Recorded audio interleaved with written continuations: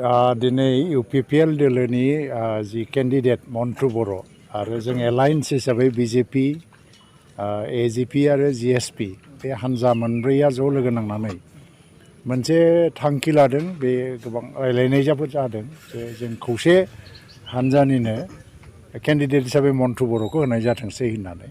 दा बियो बयबो हारि माहारिनि गेजेराव कनसेनसास।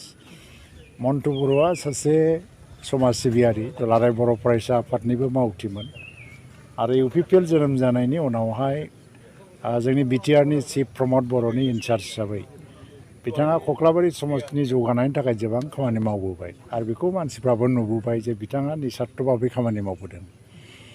दा जौगानाय नांगौ। बाय इलेक्सनाव मानसिफ्रा भट होयो जौगानायनि थाखाय। दाखालि आसामनि रायजो सभानि इलेक्सन जादोंमोन, बेवहायबो गोबां एमएलएफ्रा हान्जाखौ नायालासिनो जौगानायखौ नायदों, जायनि थाखाय जोंनि रोनगोरा नार्जारिनो भटखौ होनाय जादोंमोन। दिनैबो आङो सानो जे मन्टु बर'नो कख्लाबारि समष्टिनि जौगानायनि थाखायनो भट होगोन। कख्लाबारि समष्टिनि रायजो राजाफोरनि मोनसे दाबि दंमोन जे एबार केन्डिडेटआ लकेल जानांगौ आरो जोंनि हान्जाया बेखौ गनायनानैनो लकेल मस्ट सासे जाखांफुनाय आरो इयुन गोनां सासे सेंग्रा मावथि मन्टु बर'खौ केन्डिडेट हिसाबै होनाय जाबाय। दाथ' बिटिसिआव इउपिपिएलनि दैदेननायाव बिजेपि जिएसपिनि गभर्नमेन्ट सोलिगासिनो दं आरो आसामाव बिजेपिनि दैदेननायाव इउपिपिएल जिएसपि आरो एजिपिनि गभर्नमेन्ट जिएसपि गैया, एजिपिनि गभर्नमेन्ट सोलिगासिनो दं। बे गभर्नमेन्टआथ' 5 बोसोर फुरा सोलिगोन गावनि टार्मखौ।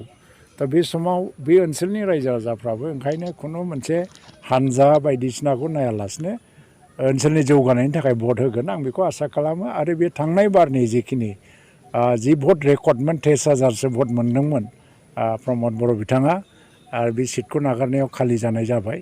दा एबाराव बियो बांसिन भट मोननानै देरहागोन। 72,000सो भट दङ बे समष्टियाव। बिथाङा देरहायोबा दोलोनिफ्राय इएम होगोन।